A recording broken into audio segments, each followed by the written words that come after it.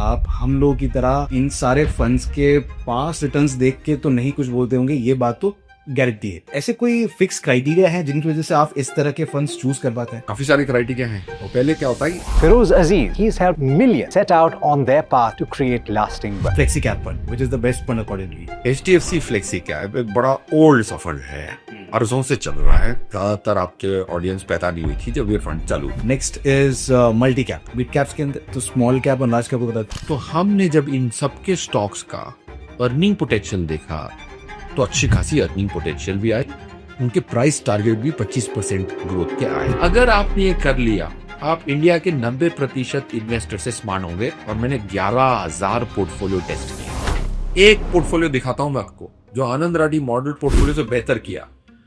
उसके पास 76 स्कीम्स थी। If your Jensen's alpha is greater than 4-5, great, stop watching me. आज मैं किसी ब्रांड के हेड से बात कर रहा था, जूते बेचता 80,000 के। वो बोलता है मेरा सबसे ज्यादा माल HNI को नहीं बिक, उसको बिकता है जिसको HNI दिखना है। HNI दिखने की कोशिश में इंसान HNI नहीं बन पाता। करोड़पति आज भी करोड़पति कहलाया जाता है। Is this not growth? It is growth. You have to break investing down. Feroz Aziz. Feroz Aziz. Feroz Aziz. Feroz Aziz, the Deputy Chief Executive Officer of Anand Rathi Wealth. We want to wait till we are rich or work so that we are rich. इस चीज का क्या reason है, whether it's money or any specific cream, कि you are called most handsome best मैंने कब पता नहीं, बिल्कुल हैंडसम तो हो नहीं, मैं सबके चश्मे लगने चाहिए। Hi sir, welcome to the Upsurge podcast. And personally I was pretty nervous before this podcast क्योंकि जिनको हमने बार बार टीवी पे देखा है, that person is sitting in front of me and it feels like I'm on the TV right now. So it's a great opportunity to talk to you. आज बहुत सारी चीज़ों की बात करेंगे सर, मार्केट्स की, आनंद राठी की, उसके अलावा अलग अलग फंड्स की, आपकी व्यू की। बट उससे पहले let's do an activity sir. मैं आपको अलग अलग कैटेगरीज के एक तरह से म्यूचुअल फंड्स के बारे में पूछूंगा। मार्केट में जितने म्यूचुअल फंड्स है, you have to choose the best according to you. ठीक है, so let's start. The first category is flexi cap fund, which is the best fund according to you. Unsure. Before मैं best का पहले मतलब क्या है ना, अंग्रेजी में बेस्ट के अंग्रेजी शब्द के बहुत अलग अलग मतलब हो सकते हैं। ओके, मैं बेस्ट बोलूंगा, कोई बोलेगा यार ये तो 30% की रिटर्न देने वाला है। हाँ, राइट। सबकी उम्मीदें अलग अलग हो सकती हैं जब तक कि मैं बेस्ट का एक डेफिनेशन ना मैथमेटिक।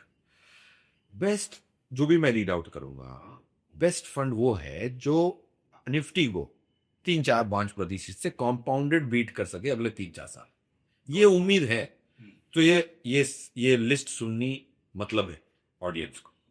अगर उनकी उम्मीद है कि मैं आपको ऐसा एक सिल्वर जैसा देने वाला हूं जो 40-50 रुपए से 120 चला जाए, डॉलर में बोल रहा हूं, $50 से 120 चला जाए, 2 महीने में फिर वापस 70 पे आ जाए, वो वाला रूम क्वेश्चन नहीं दे रहा हूं। मैं आपको वो आंकड़े दे रहा हूं जिसका बेस्ट का ये मतलब है कि निफ्टी अगर 11-12 देगी साल दर साल, क्या ये 15-16 दे सकता है।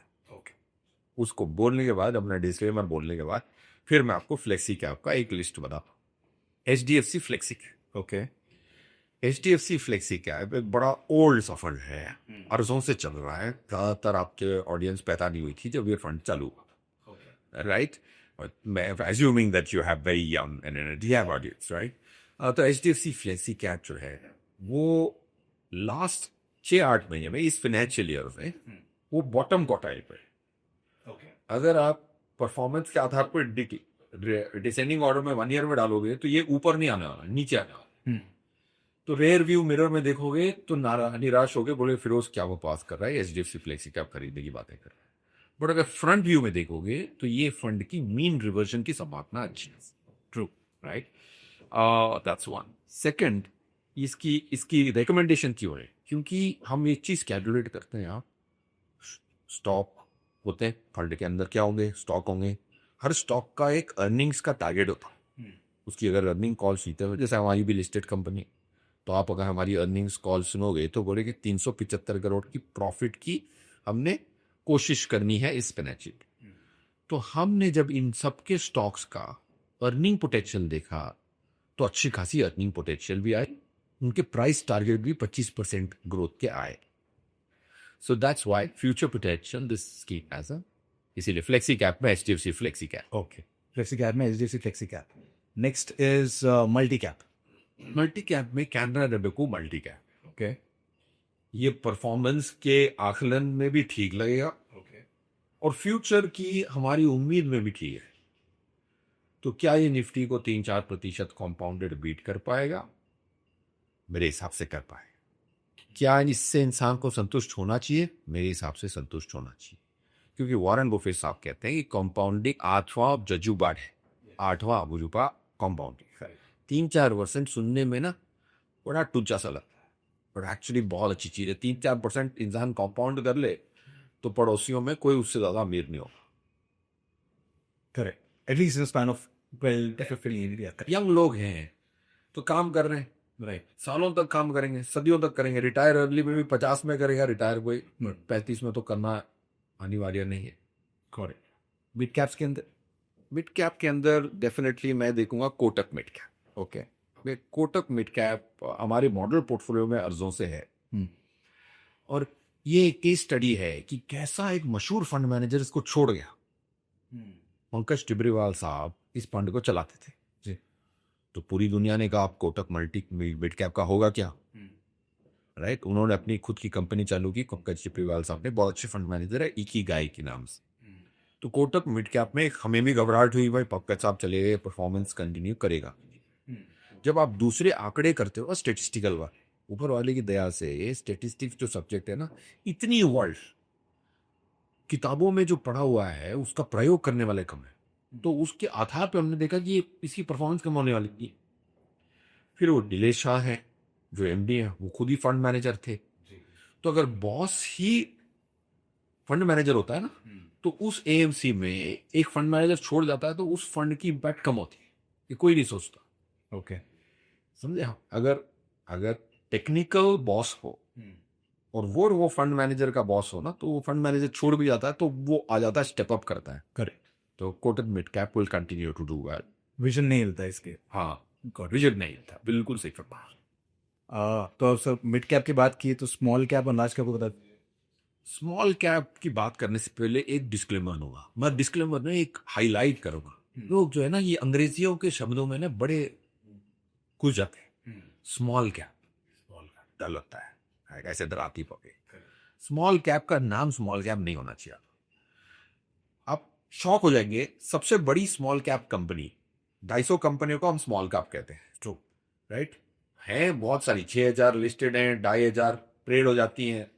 500 में ही, पहले 500 में ही लार्ज मिड स्मॉल निपटा दिया. सेबी ने कहा कि पहले 500 में ही सब तीनों निपटा दो, तो बाकी 1800 जो ट्रेड होती हैं उनको क्या कहेंगे आप? Micro cap. माइक्रो कहेंगे. चलो ठीक है. अब स्मॉल सोचते ही आपको क्या महसूस होता है कि छोटी कंपनी. 250 में सबसे बड़ी स्मॉल कैप कंपनी, आप गेस करें कितने की वैल्यू की होगी होगा, बट उसका फिर भी नाम स्मॉल कैप. मार्केट कैप के हाँ साथ साकिर 50,000 करोड़. 58,000. करेक्ट. तो अगर आप तो इस इंडस्ट्री में है, सीएफए कर चुके हैं, कोई व्यूअर है बेचारा, वो मैन्युफैक्चरिंग में काम करता है, उसको स्मॉल कैप सुन के 57 करोड़ नहीं एहसास होने वाला. करेक्ट. उसको लगेगा कोई होगी यार तुझी सी छोटी कंपनी, 500,000 1.5 लाख करोड़ की. ऐसी होगी. करेक्ट. सो अब अंग्रेजी में 10 साल पहले भी स्मॉल कैप को स्मॉल कैप ही कहते थे. तब स्मॉल कैप कंपनी 4000 करोड़ की थी. आज 57,000 की सबसे बड़ी कंपनी है स्मॉल कैप, उसको आज भी स्मॉल कैप कह रहे हो. तो स्मॉल कैप से इतना ना घबराओ, क्योंकि स्मॉल कैप ने अपना वजूद बदल दिया है. ये हाईलाइट करने की कोशिश कर, राइट. और तब वो रेगुलेशन ही नहीं था. 2018 में सेबी ने कहा भाई ये तुम्हारा डेफिनेशन को सबको कॉमन करना पड़ेगा. तो अब एक बंदे की इंडिया में स्मॉल कैप की डेफिनेशन म्यूचुअल फंड के पर्सपेक्टिव से सबकी सेम है. ये 250 कंपनी को स्मॉल कैप करार दिया क्या. सो इसीलिए स्मॉल कैप की तना घबराएं. पहला ये मैं कह रहा हूं. और रिटेल नहीं घबरा रहा है, ये भी एविडेंस है. लोग स्मॉल कैप में पैसा डाल दी. करेक्ट. राइट. तो इन्वेस्को स्मॉल कैप, जो उसके सीआईओ ही फंड मैनेजर ताहिर बादशाह जो है ना, वो पहले मोतीलाल में थे, अब 5 साल से इन्वेस्को में है. ओके. जब कोई इन CIO, chief investment officer, small cap fund manage कर रहा है, तो मुझे एक सुकून मिलता है कि भाई बहुत बड़ा आदमी सबसे रिस्की फंड मैनेज कर रहा है. मेरा खाना इतना रिस्की नहीं, बट फिर भी रिलेटिवली ये थोड़ा ज्यादा रिस्की है लार्ज कैप. तो बहुत काबिल आदमी को मैं थोड़ा रिस्की काम दूं. अब फार्मूला 1 में मैं अपने ड्राइवर साहब को तो नहीं भेजूंगा, तो राइट, रिस्की काम है वो. So when you're driving at a speed of 200, when a CIO is managing that fund, I am more comfortable. That's why Invesco small cap will be one of the choices. And about large cap? Again, ये बड़ी contrarian है कि लोग quant large cap. Okay. quant large cap की अगर आप performance देखेंगे तो बड़े मायूस होंगे. हाँ एग्जैक्टली. कौन कितने सालों से परफॉर्म नहीं कर पा रहे मार्केट के अंदर. 1.5 साल हो गए, करेक्ट. उन पे शनि चल रही है. ओके. 7 साल चले. पता नहीं. मेरा अनुमान है कि नहीं चलनी चाहिए. Okay. Sandeep Tandon fund manager, मतलब फंड मैनेजर नहीं है, वो कंपनी के मालिक है, बट ये पर्सनली देखते जरूर है. वो भी टेक्निकल बॉस है, एडमिनिस्ट्रेटिव बॉस नहीं. जैसे मैं अपनी कंपनी में 390 रिलेशनशिप मैनेजर है, मैं भी एक रिलेशनशिप मैनेजर. ओके. तो मैं एडमिनिस्ट्रेटिव बॉस नहीं बनना चाहूंगा, टेक्निकल बॉस बनना चाहूंगा. मैं भी क्लाइंट मैनेज करता हूँ प्लीज, राइट. उनके लिए मैं रिलेशनशिप मैनेजर, ज्वाइंट सीईओ नहीं. तो इस पॉइंट में भी ये खूबी है कि संदीप टंडन खुद ही पैसा मैनेज करते थे, ट्रेजरियों के पैसे मैनेज करते थे, 1-2 बैंक के. फिर उन्होंने अपनी कंपनी चालू की. एक चीज जिसपे मैं दाद देना चाहूंगा संदीप टंडन की रणनीति पे, कि वो 50 स्टॉक का निफ्टी है, उसमें वो चलाते हैं 20 स्टॉक का पुफ. लार्ज कैप में इतनी हिम्मत किसी में नहीं है कि वो 17-18 स्टॉक का पोर्टफोलियो चला सके. और वो सेंसेबल जरूर है, क्योंकि अगर लार्ज कैप में 1 मिनट में माल बिक जाता है. 3,000 करोड़ की स्कीम है, 20 स्टॉक हो तो बेचना आसान है. स्मॉल कैप में मैं 20 स्टॉक का पोर्टफोलियो चलाऊंगा, बेचने की नौबत आई तो मैं खुद ही तोड़ दूंगा उस स्टॉक.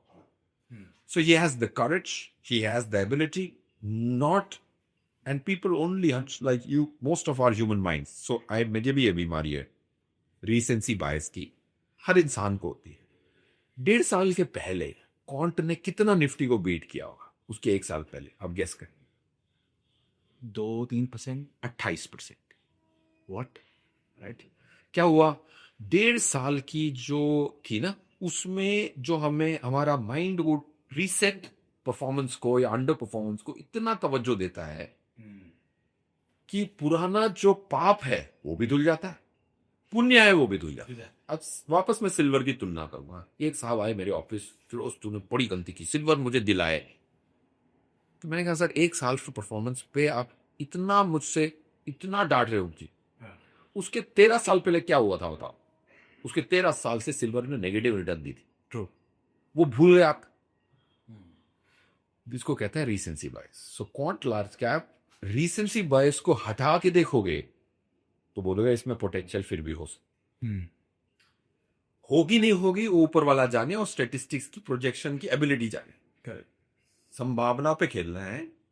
सूरज आएगा कल सुबह, हाँ. वापिस, उसकी संभावना 100% है, क्योंकि भगवान चला रहा है सूरज, हम नहीं चला रहे, ना कोई फंड मैनेजर. बाकी हर जगह प्रोबेबिलिटी का खेल है. तो मैं क्वांट लार्ज कैप हमेशा अच्छा करेगा ये नहीं बोल रहा, संभावना मेरे हिसाब से अच्छी. गॉड. सर आप वेल्थ मैनेजर हैं, ठीक है. आप हम लोग की तरह इन सारे फंड्स के पास रिटर्न्स देख के तो नहीं कुछ बोलते होंगे, ये बात तो गारंटी है, राइट. आपने हर एक के अंदर अपने अपने रीजंस दिए. किसी के अंदर आपको फंड मैनेजर समझ में आया, किसी को उनकी स्ट्रैटेजी समझ में आई. बट ऐसे कोई फिक्स क्राइटेरिया है जिनकी वजह से आप इस तरह के फंड्स चूज कर पाते हैं? बिल्कुल है. काफी सारे क्राइटेरिया हैं. और पहले क्या होता है, एक होता है आंकड़े, दूसरा होता है हकीकत. ये दोनों के मिश्रण से चूज करना पड़ता है. तीसरा होता है उम्मीद. ओके. आंकड़े, हकीकत और उम्मीद, ये तीनों से बनता है पोर्टफोलियो. ओके. आंकड़े क्या लेंगे आप, राइट. स्टेटिस्टिक्स में 104 वेरिएबल्स हैं जो मेजर कर सकते हैं. आप तो बड़े आपके, आपने ब्लड रिपोर्ट कभी निकाली है? सी निकाली. उनको देखो, आजकल तो ब्लड रिपोर्ट में इतने सारे आंकड़े आते हैं, राइट. पहले ब्लड रिपोर्ट 2 पेज में खत्म होती थी. अब एआई का जमाना है. वो एक एआई बेस्ड ब्लड रिपोर्ट मैंने कराई, वो 17 या 18 पेज तक बुकलेट देते हैं, पूरी बुकलेट मिल जा रही. अब उसमें इतने आंकड़े मेजर हुए, इंसान के खून ले, राइट. तो वैसे ही फंड में कितने आंकड़े मेजर हो सकते हैं, पहला प्रश्न ये उठता है. हमने ये 2013 बोला जो मेजर कर सकते हो सब मेजर करें, तो एक फंड पे क्या क्या मेजर हो, 104 चीजें मेजर हो। अब वो और बढ़ गई होंगी क्योंकि स्टेटिस्टिक्स भी इवॉल्व करता है, राइट। थोड़े रेशियो पॉपुलर हो जाते हैं, राइट। शार्प रेशियो पॉपुलर हो गया, बीटा पॉपुलर हो गया, काल्मर रेशियो आज तक किसी को पॉपुलर नहीं हो, काल्मर रेशियोज में मैं नोट करता हूँ इसको। तो मैं ये कह रहा हूँ कि पहले आपको ये होना पड़ता है कि कितनी चीजें मैं मेजर कर सकता हूँ, पूरे मेजर कर सकता हूँ तो कितने आंकड़े हैं, राइट। तो 104 निकले, उसपे से फिर हमने देखा कि यार ये 104 मेजर करके, राइट, सबसे इंपॉर्टेंट तो सब कुछ नहीं होंगे, इन सबकी हमने एक रिग्रेशन करके एक सब्जेक्ट जिसको हम प्यार से स्टेटिस्टिकल एस्ट्रोलॉजी कहते हैं, ओके। उसमें से हमने देखा कि इनमें वेरिएबलों में किसकी प्रेडिक्ट करने की क्षमता बहुत अच्छी है, वो रिग्रेशन करके देता है। तो regression helps you identify the predictive capability, right, of a certain statistical variable with an hour. Okay. तो उसमें हमें 7-8 अच्छे वेरिएबल दिखे कि ये प्रेडिक्ट कर सकते हैं, करने की क्षमता भी ज्यादा है। तो वो कौन से, वैल्यू एट रिस्क है, कोवेरियंस है, स्टैंडर्ड डिविएशन है, पॉइंट टू पॉइंट रिटर्न है, डाउन कैप्चर रेशियो है, अप कैप्चर रेशियो है, जेनसन्स अल्फा है, काल्मर है, इंफॉर्मेशन रेशियो है। ऐसे ये सब की प्रेडिक्टिव कैपेबिलिटी अच्छी थी, ओके। राइट। सो उसके आधार पे हमने 11 वेरिएबल निकाले। तो पहला टेस्ट एक फंड को पूरा करना पड़ता है 11 बिट सब्जेक्ट्स में कितने में पास हुआ। ओके। अगर 11 में से 10 में फेल हो जाए तो यार इसको इधर ही छोड़ दो, क्योंकि मेरे पास 900 है, उसमें से 14 चुनने हैं। So that is statistical. फिर हम हिम्मत मेजर करते हैं। हिम्मत कैसे मेजर हो सकती है फंड मैनेजर में? उसका अगर एक बेंचमार्क है, यार तुझे इसको बीट करना है, उसको बीट करना है, तो उसके परे जाना है, और वो इसी वो हक कर रहा है तो इसको बीट ही नहीं कर पाए, वो मेजरनेस कई सारे वेरिएबल्स मेजर करके फिर आते हैं लिस्ट पे। फिर हम अपना तजुर्बा डालते हैं, आज की स्थिति डालते हैं, उस पर सीपोर इम्पोज करते हैं, डायरेक्ट CIO से बात करते हैं, उनको एक ट्रिक क्वेश्चन पूछते हैं, उनके पास हमारा एक क्वेश्चन होता है, वो हर साल हम बदल सबसे मिलकर ऐसे ऐसे क्वेश्चन पूछते हैं कि उसको फंसाने की कोशिश करेंगे। So if I am doing podcast तो ऐसे क्वेश्चन का फेम मुझे मिल सकता। So you are doing podcast, you sure आप अपने गेस्ट को आराम से फंसा सकते हैं, आपका तो तजुर्बा है। हम पूछते भाई आपकी गलतियां क्या थी, उसको अगर वो गलतियां फट से 1 मिनट में नहीं बोलता है ना, करे मुझे डर लगता है वो बंदे से, यार तूने अपनी गलतियां देखी नहीं है, सोच सोच के बोल रहे। तो मैं बोलता हूँ भाई गलतियां नहीं पहचानोगे तो सुधरोगे कैसे? Correct, right. ईगो कम होना, पैसे मैनेज करते वक्त अपना ईगो, ह्यूमिलिटी जो है ना बहुत नीचे उठी थी, वरना आदमी अपने आप को स्टार समझने लग जाता है, अपनी गलतियां सुधारता ही। Interesting. So the low ego, high courage, high capability is a great combo. And the उम्मीद पार्ट? उम्मीद part is from the investor stand. Okay. Okay, मैंने 14 स्कीम खरीद पाके दे दी एक क्लाइंट। ओके, मैं आपको रियल लाइफ बताऊं, अब मैंने उनसे कहा था सर देखो 14 में से 14 अच्छी नहीं निकलेंगी। आइंस्टाइन को भी अगर आप बोलते ना कि मेरे लिए 14 स्कीमें करके दे और पूरी अच्छी आनी चाहिए, तो वो बोलता मैं तेरी मैंडेट ले नहीं सकता, मैं तेरा काम कर ही नहीं सकता। आइंस्टाइन यही बोलता, या तो फिर आइंस्टाइन ले लेता। 14 स्कीम में पूरों का आउटपुट अच्छा आ रहा है, बट फिर भी क्लाइंट कहता है कि मैं ये SBI इंफ्रा क्यों खरीदा? तो मैं कहता हूं सर आप आम खाओ ना, आप ये कहना चाहते हो कि पूरी स्कीमें अच्छी आए, तो मैं आपका एडवाइजर बन ही नहीं सकता। आप जाएं उनको ढूंढ के लाएं जो पूरी स्कीम अच्छी है। मैं आंकड़े करूंगा नहीं तो 7 अच्छी होंगी 7 बुरी होगी, ये पूरे आंकड़े करकुरा के फिर भी 3 गलत निकलेगी। करेक्ट। या तो वो खुद से सुधर जाएंगी या फिर मैं निकाल के सुधराऊंगा। सो उम्मीदें बहुत इंपॉर्टेंट हैं कि how do you create a portfolio of mutual fund which beats on an aggregate level for long periods of time by 3 to 4%. अगर आपने ये कर लिया, आप इंडिया के 90% इन्वेस्टर से स्मार्ट होंगे। और मैंने 11,000 पोर्टफोलियो टेस्ट किए, 50,000 करोड़ के 11,000 पोर्टफोलियो जो आनंद राठी के मॉडल पोर्टफोलियो को फॉलो नहीं करते, उनको टेस्ट किया हुआ है। ओके, सो उम्मीद ये होनी चाहिए कि 3 से 4% मेरी गलतियों को प्रोविजन करने के बाद अगर निफ्टी को मैं 3 से 5%, 10 साल के लिए कंपाउंडिंग बीट कर लूँ, तो जो आज मेरा असल है, अगर आपके पास 10 करोड़ रुपया है, अगर ये स्टेटमेंट सही होता है तो आपके पास निफ्टी से 10 करोड़ ज्यादा होंगे। 3 से 4% ऐसा। सो उम्मीद, you will obviously have 2-3 bad schemes at all points in time. Second, you have to only aim for 4% extra than Nifty over 10 years.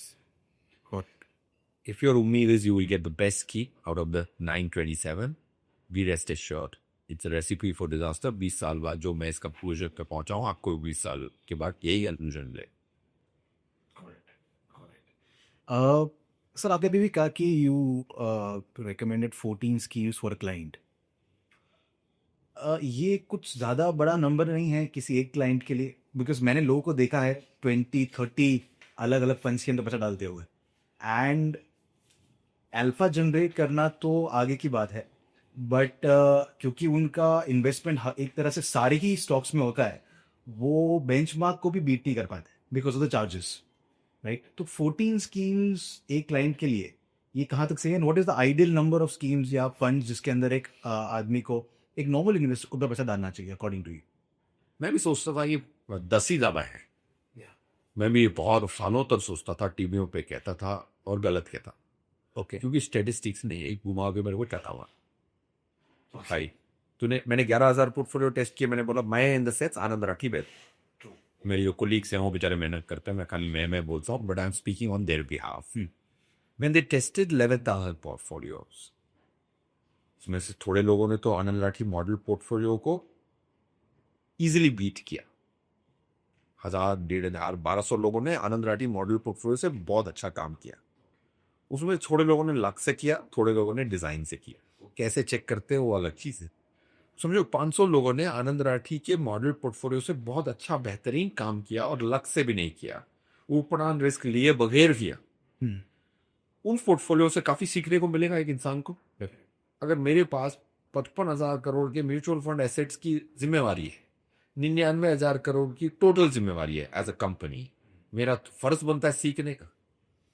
क्योंकि अगर सीख गया तो 13,000 परिवारों को फायदा होगा, सिर्फ मेरा फायदा नहीं होगा, मेरे कोलीग का फायदा। तो हम गए 500 लोगों की सीखने के लिए स्टेटिस्टिक।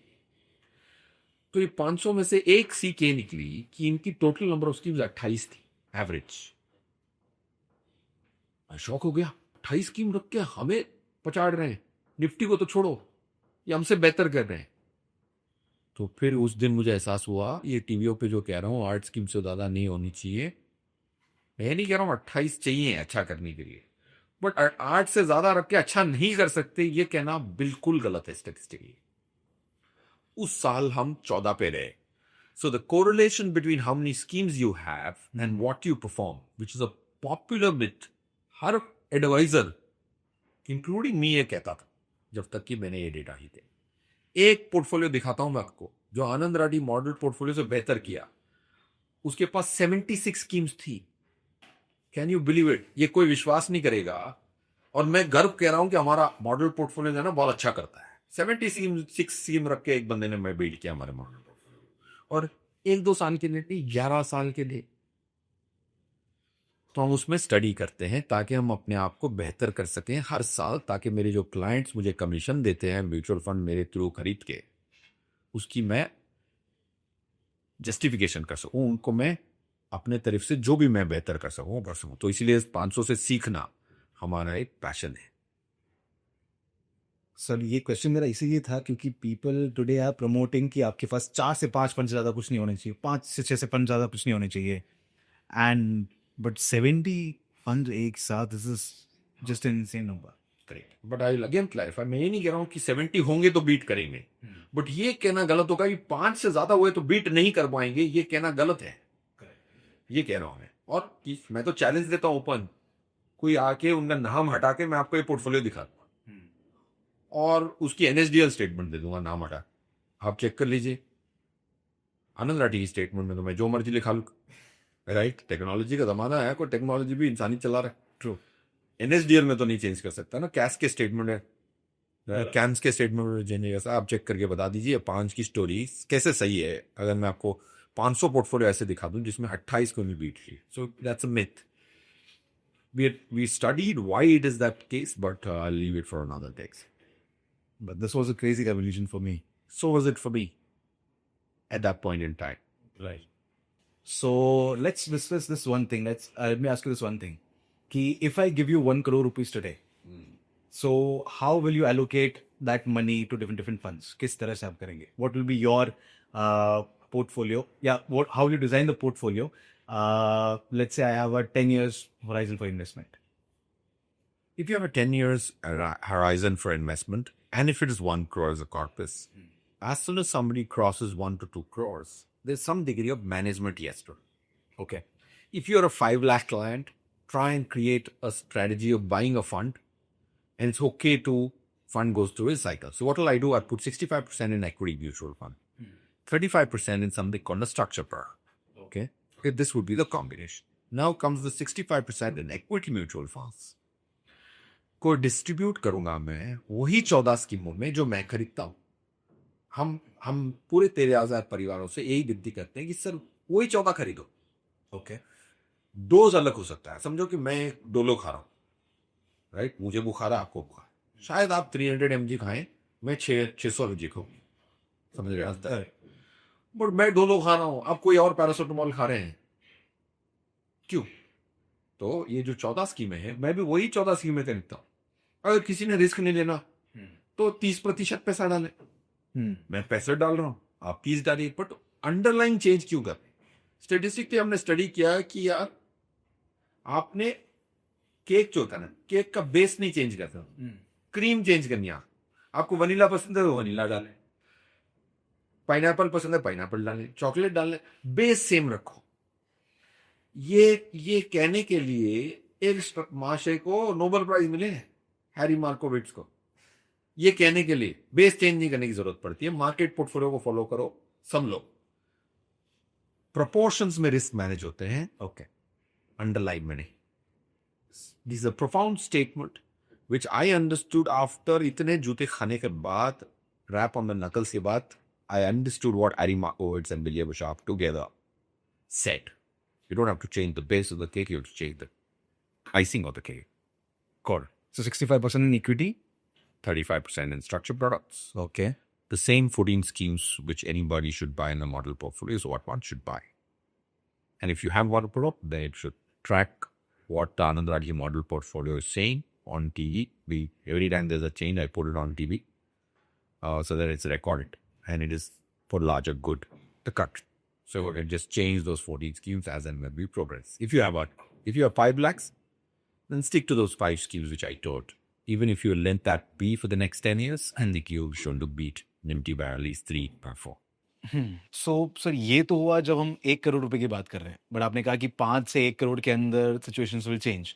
सो अगर हमें 1 करोड़ से 100 करोड़ के ऊपर जाएं या 500 करोड़ के ऊपर जाएं, लेट्स से कोई फैमिली ऑफिस का अकाउंट आप जैसे आप मैनेज कर रहे हैं, तो उसके अंदर क्या चेंजेस आएंगे? मतलब रिस्क मैनेजमेंट का कोई तरीका बदलेगा या फिर आपका जो इन्वेस्टमेंट है वो थोड़ा सा अग्रेसिव कम और थोड़ा सा शांत हो जाएगा ताकि पैसा बचा सके rather than aggressively grow कर सके? Will this happen? Will this happen or should it happen are two different things. Okay. Okay. ये क्या इंडस्ट्री में होता है कि कोई भी वेल्थ मैनेजर जाता है, सर आपके पास 1000 करोड़ है, आपको तो प्रोटेक्ट करना चाहिए. करेक्ट. मैंने कहा भाई 1000 करोड़ वाले को प्रोटेक्शन की जरूरत है, जिसकी ईएमआई कहां से आएगी उसको पता नहीं, उसको तुम बोल रहे हो तुम रिस्क लो. करेक्ट. भाई 1000 करोड़ वाला इस जन्म में उसका 7वां पुश्त रिटायर हो सकती है. ट्रू. उसके पास इतनी लंबी अवधि है, उसको तुम प्रोटेक्शन बेचोगे, बिक जाएगा माल. हाँ. लोग क्या सुनना चाहता है वो बोलते हैं, ना कि उसको क्या सुनना चाहिए वो बोलते हैं. Okay. Right? Understood what I am saying? Correct. हम वेल्थ मैनेजर्स की एक बीमारी है, हम पहले आकलन करते हैं कि आप क्या सुनना चाहते हैं, फिर वही पोपट की तरह बोलते हैं ताकि चेक ले जाऊं मैं तुम्हारे से. पहले मैं ये करता था. Okay. Wealth management industry also exposed. Another title for podcast. Right, very good. जो टाइटल मैं आपको मैं ये भी कह रहा हूं कि मैं ये गलती कर रहा था. पहले मैं जाता था एबीएन एमरो में क्लाइंट के पास, इधर आया हूं, मुझे 1 करोड़ का तो चेक ले जाना ही है, ले जाना. गाड़ी लगाते वक्त यही सोचता था. फिर अंदर जाता था, फिर मुझे पता होता था इनके 7 करोड़ की फिक्स डिपॉजिट पड़ी हुई है. इक्विटी म्यूचुअल फंड एक ढीले का नहीं डाला इन्होंने, ओके, मैं जाके बोलता हूँ सर इक्विटी एफडी में क्यों पड़े, डेट फंड में आ जाते हैं, टैक्स बेनिफिट हो जाएगी। और वो उनको एफडी पसंद है तो जाहिर सी बात है डेट फंड भी पसंद होगा। करेक्ट। खाली मैं वो टैक्स की गूगल ही मार के उनसे 1-2 करोड़ का चेक ले जाता था। बट एक्चुअली मुझे उधर पहुंच के बोलना चाहिए था, सर आप हैं 42 के, आपका लड़का है 3 साल का, आप एफडी में बैठे हुए अच्छे लगते हैं क्या पूरी तरह से, आप प्लीज इक्विटी थोड़ी सी तो खरीदें। तो चेक नहीं मिलता उस मीटिंग में और 4 मीटिंग लगती। Correct. So, wealth managers have this big bimari of trying to gauge what the other person likes and give a product which matches his liking rather than his need. True. मैं एक बंदे के पास गया, वो बहुत बड़े बेंगलोर के डेवलपर थे तब के जमाने के भी, 2004-5 में। मुझे पता था कि यार रियल एस्टेट पे मेरे को एक नेगेटिव व्यू मिली थी। मैं सब क्लाइंट को समझाता था, बट वो क्लाइंट को मैंने रियल एस्टेट की तारीफ करके आ गया, क्योंकि अगर मैंने रियल एस्टेट की बुराई करी, जो जो पैसे हैं वो भी निकाल लेंगे। आइडियली मुझे उनको काउंसिल करना चाहिए था, यार आपका बिजनेस भी रियल एस्टेट, आपकी पर्सनल भी, आपने 20-20 घर खरीद रखे, 1-2 बेच के इक्विटी में खरीदें, was the right advice to give that builder tycoon. Correct. But I was being goody about real estate. Now coming to will does it happen in the industry? जिसके पास 500 करोड़ है उसको बोलते प्रोटेक्शन करो। मेरे हिसाब से उनके पास टाइम है, वक्त ही उनको प्रोटेक्ट कर लेगा। ओके। ये बहुत इंपॉर्टेंट चीज बोल रहा हूं मैं। वक्त जख्म की तरह होता है, इक्विटी मार्केट जख्म लगता है 10 दिन में, 20 दिन में, 1 साल में इक्विटी मार्केट वापस ऊपर आ जाती है। वक्त ही उनको प्रोटेक्ट कर लेगा। कैंसर नहीं है इक्विटी मार्केट, जख्म दे सकता है, कैंसर नहीं दे सकता। You understand? कैंसर वक्त से खराब होता है, जख्म वक्त से ठीक होता है।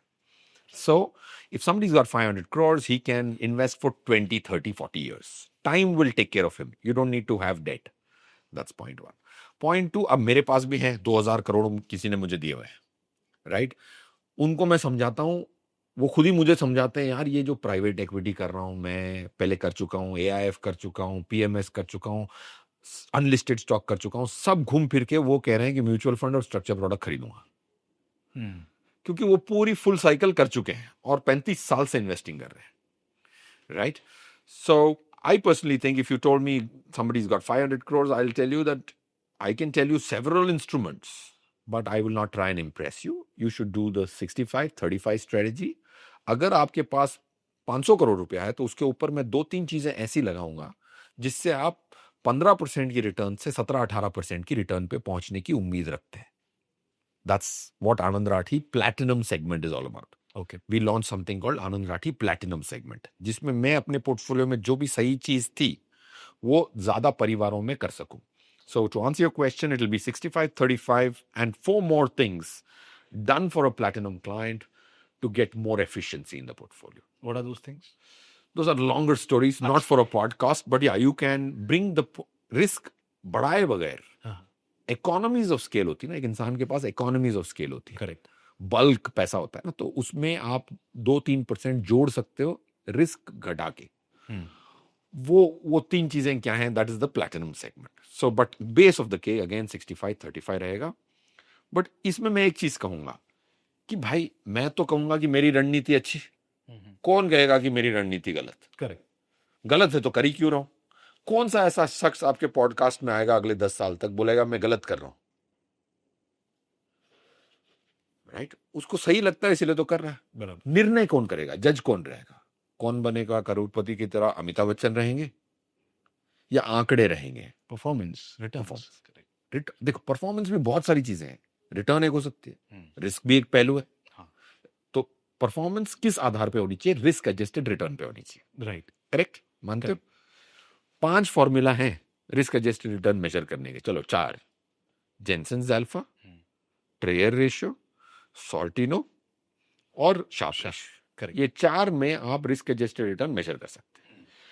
ये जो रणनीति मैंने आपको बुलाई 65-35 और वो 2-3 चीजें जो मैंने आपको बताई नहीं, इससे जेनसेन्स अल्फा आया है 9% का। मतलब आपको जो रिस्क के अनुसार रिटर्न मिलना चाहिए उससे ज्यादा जो मिलता है उसको कहते हैं जेनसेन्स अल्फा। करेक्ट। कितना आया मेरे क्लाइंटों का 4 साल का? 9% ज्यादा है। मुझे एक पोर्टफोलियो दिखा दीजिए जो बहुत कॉम्प्लिकेटेड है और 9 से ज्यादा जेनसेन्स अल्फा आ गया, तो मैं ये रणनीति बदला के वो रणनीति अडॉप्ट कर लूंगा। कोई ये मैथमेटिकल चैलेंज लेने के लिए तैयार नहीं है। So, understood what I'm saying? So, large clients should also do 65, 35 and a couple of more things, which can produce a Jensen's alpha of 6%. Right? मैंने 1000 करोड़ का फैमिली ऑफिस, 7 लोग बैठे हैं उस फैमिली में, ऑफिस में, उनका जेंसन्स अल्फा -2 देखा है, 1,500 करोड़ का पोर्टफोलियो। ओके। और उन्होंने मेजर ही नहीं किया Jensen's alpha. So what should one do if he has 500 crores? Firstly, try and see, is the complexity adding value or it is adding excitement? If it is adding only excitement and not value, how do you check that? Don't listen to me. Listen to Mr. Jensen and calculate his Jensen's alpha. If your Jensen's alpha is greater than 4.5, great. Stop watching me if you watch me ever. If your Jensen's alpha is 2, please adopt the strategy which has benefited so many platinum clients to 9 Jensen's alpha. So sir अभी हम HNIs की बात कर ही रहे थे, तो आपके पास 5 लाख वाले जो क्लाइंट्स हैं उनके लिए भी अपना एक व्यू है एंड HNIs के साथ आप डेली बेसिस पे डील करते हैं। So what is that one difference that you see in both these type of people? एक तो रिटेलर्स हैं छोटी कैपिटल वाले और एक HNIs और अल्ट्रा HNIs हैं, कि यार ये एक ऐसा फैक्टर है ना जिसने इन लोगों को HNIs बनाया है और बाकी रिटेलर्स ये नहीं कर पा रहे हैं। एक्चुअली इसमें भी बहुत मिसकंसेप्शन है इस पॉइंट में। रिटेलर काफी बार HNI से स्मार्ट होता है, अनफॉर्चुनेटली वो जवान होता है। मेरे HNI की 56 ईयर्स की एवरेज एज है मेरे क्लाइंट की। हाँ, राइट? तो काफी बार वक्त से इंसान HNI होता है। That's what I am saying. People, हम रिटेलर को लगता है कि वो इतनी सही चीजें नहीं कर रहा है इसलिए वो HNI नहीं है। भाई उसकी डेट ऑफ बर्थ, मैंने कौन से साल पैदा होना है मैंने तो निर्णय नहीं लिया, करेक्ट, ऊपर वाले ने लिया। अब वो किसी और दौर का है। If you compare 2 people of the same age and then see what he went wrong in, then it's a fair comparison. True. India's today retail is not as old as India's HNI. That's one nuance point I'm just making for record. Second, HNIs जो भी हुए हैं ना, वो अपने पैसे manage करने की वजह से ज्यादा लोग HNI नहीं हुए। ओके, उन्होंने अपने प्रोफेशन में ज्यादा मेहनत की। कभी उन्होंने अपना बिजनेस बेचा, कोई लैंड पापा ने छोड़ी थी वो बेची। So it is not just because of, why am I saying this is, HNIs have done more mistakes in the last 3 years than retail guys have done. मैं आपको आंकड़ों से दिखाता हूं। कोविड के साल में FY21 में HNI ने 3 लाख करोड़ की इक्विटी म्यूचुअल फंड और PMS बेच दी। रिटेलर ने 91,000 करोड़ की इक्विटी खरीदी कोविड के साल में। करेक्ट। तो HNI स्मार्ट हुआ या रिटेल स्मार्ट हुआ? निफ्टी जब 10,000 की थी HNI बेच रहा था डर डर आके। हाँ, और रिटेलर ने 91,000 करोड़ की SIP खरीदी, HNI ने बेची। अब वो छोड़ दीजिए, लास्ट ईयर मार्च में आप देख लीजिए, अप्रैल में तो ट्रम्प साहब ने डरा के निफ्टी को 21,500 पे ले आए थे, 700 पे ले आए थे, 22,000 पे क्लोज हुई थी निफ्टी 7 अप्रैल को। आप देख लीजिए, अप्रैल में HNI ने खरीदा था, बेचा था, आप चेक कर लें। अप्रैल में HNI ने बेचा था, रिटेल ने खरीदा था। Okay. So retailers have become far more disciplined than जज्बाती। What do retailers do wrong? Retailers try and check their portfolios very often. That's one mistake. Second, they are spending far more than they deserve to. मेरे पास 200 करोड़ वाला आदमी है, बेचारा train ले लेता है, बोलता है यार ट्रैफिक में कहां फंसूंगा। बट एक रिटेल क्लाइंट है, वो आईफोन ही खरीदूंगा दूसरों को दिखाने के लिए, क्योंकि उसको बड़ा दिखना है। बड़ा होने के बाद इंसान को छोटा दिखना है। अगर उसने अपनी चादर जितनी है उतनी फैलाई और इन्वेस्टमेंट को टैक्स माना तो बहुत आगे बढ़ेगा। अगर वो खर्च करने के बाद जो बचा उसकी इन्वेस्टमेंट की सोच रहा है तो इक्वेशन ही गड़बड़ा गया है।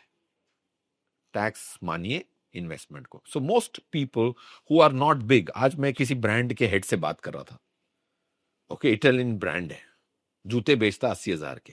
वो बोलता है मेरा सबसे ज्यादा माल HNI को नहीं बिकता है, उसको बिकता है जिसको HNI दिखना है। करेक्ट। Do understand? सो अगर वो करना बंद कर देगा तो HNI बन जाएगा। HNI दिखने की कोशिश में इंसान HNI नहीं बन पाता। Right? I have seen a guy with 2 lakh salary buying a 80,000 rupee shoe because he wants to look HNI। जो सोशल मीडिया के चक्कर में हम जल्दी से बड़े दिखना चाह रहे हैं, उसी में बड़े नहीं हो पा रहे। Interesting point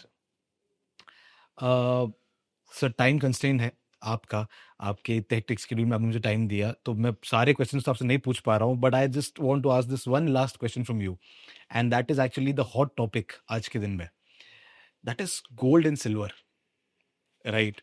Silver is already down when we are recording this podcast, down by 40% almost, right? Uh, ये जब रैली ऊपर गई थी सिल्वर की एंड गोल्ड की भी, तब अगर इसको कैप्चर करना तो क्या करना चाहिए था, एंड जिन लोगों ने नहीं किया उनको अब क्या करना चाहिए when the prices are down? When the prices are down. See, देखिए, कभी भी कोई भी अंडरलाइन जो होती है, सिल्वर अंडरलाइन है, गोल्ड अंडरलाइन है, निफ्टी अंडरलाइन है, bank Nifty underline, Anand Rathi share एक अंडरलाइन है। हाँ. अगर वो डेरिवेटिव सेगमेंट में हो, जैसे Anand Rathi wealth limited derivative segment में नहीं है, जो अंडरलाइन डेरिवेटिव सेगमेंट में हो, वो काफी बार वो अंडरलाइन उस अंडरलाइन की वजह से ऊपर नीचे नहीं जाती। ओके, वो डेरिवेटिव जो उसके ऊपर है वो उसको खींचता या घटाता है। ओके, इसको समझने के लिए एक इंसान को ब्लैक शोल्स प्राइसिंग मॉडल और गामा समझना पड़ता है। करेक्ट। अच्छी बात यह है कि आपके पास भी एक एआई की कंपनी है, कोई कह रहा था। एआई से मैं जो कह रहा हूं उसकी समझ, आज तो हमारे पास टाइम कंस्ट्रेंट है। All this was a gamma squeeze. Silver, अगर सिल्वर के एट्रीब्यूट की वजह से ऊपर जाता तो वो $37 $27 का था इस साल का लो। इंडस्ट्रियल डिमांड की वजह से ऊपर जाता तो 40 पे अटक जाता। ओके, क्यों 40 पे अटक जाता? एक कंपनी है जो सबसे ज्यादा इंडिया में सिल्वर माइन करती है, उसने अपनी पूरी पोजीशन 37, 2/3 पोजीशन $37 में हेज कर ली। उनको इंडस्ट्रियल की डिमांड की ज्यादा समझ है या मुझे? करेक्ट। 120 इसी ले गया क्योंकि वो सिल्वर की तरह बिहेव नहीं कर रहा है, वो गामा ट्रेडर के हाथ में है शिकागो मर्केंटाइल एक्सचेंज में। ये मैंने महीने दिन पहले भी टीवीओ पे कहा जब 100 पे था। Right, it is not silver. अगर आपको लग रहा है कि आपने सिल्वर की इंडस्ट्रियल डिमांड आपको समझ में आ गई है इसीलिए सिल्वर में पैसा बनाया, वो लक के हिसाब से बनाया, वो गामा ट्रेड है। That's why it moves 10%, and this has happened to Infosys का एडीआर को हुआ था 35%, ओवरनाइट गया था।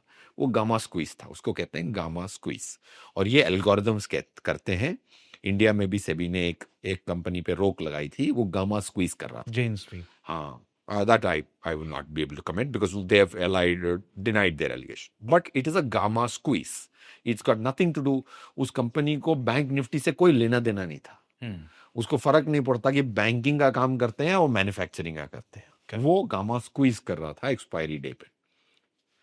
So don't think silver, you understand silver, and अगर आपको इतना ही लगता है कि सिल्वर की अब बैटरियों में प्रयोग होने लगेगा, हर ईवी में इतना 2-2 kg सिल्वर लग जाएगा, तो लिथियम की हिस्ट्री पढ़ ले। आज वो पीक से 90% डाउन है। तो जब ऐसी खबर आती है तो गामा स्क्वीज वाले को मौका मिलता है, वो मोमेंटम के साथ वो गामा को स्क्वीज करता है। Got it. और इन सबसे बचा कैसे जाए सर? फोमो ना रखे। गोल्ड अगर सदियों से है, gold is the oldest currency और asset, whatever you want to call, right, आपके परदादा के परदादा से है। ट्रू। अगर वो इतने सदियों में, hundreds and thousands of years में $1700 पे पहुंचा था, और वो $5500 पे पहुंच जाए साल भर में, एक तरफ हजारों करोड़ों साल एक तरफ, करेक्ट, और 6 महीने एक तरफ, और आप कह रहे हैं कि मैं गोल्ड खरीद रहा हूं क्योंकि सेंट्रल बैंक खरीदेगी, तो ये फोमो है या मैथमेटिक्स है, आप खुद ही जानते हैं। Correct. All right, sir. I think that's all. This was more like a masterclass than a podcast, and I learned a lot from you. So thank you so much for being here. Thank you so much for talking to us, and thank you so much for giving us your time. But sir, मेरे सारे questions एक बार में खत्म नहीं हुए हैं. So I really want you to come back with us. आपसे और भी बहुत सारी बातें करनी है, and बहुत सारे questions जो आपसे पूछने हैं. So I really want you to be back on the show, and I want all of you to comment down below कि हमें सर के साथ एक और पॉडकास्ट करना चाहिए, एंड अगर अच्छे खासे कमेंट्स आए सर, आई होप उनकी बात तो आप सुनेंगे and you will give us your time back. Done. मेरे फ्यूचर क्लाइंट्स अगर कह रहे हैं तो आ जाएंगे। Perfect. Thank you so much for being here sir, And it was an absolute pleasure and honor to be able to host this podcast with you. Thank you so much. Likewise. Thank you much.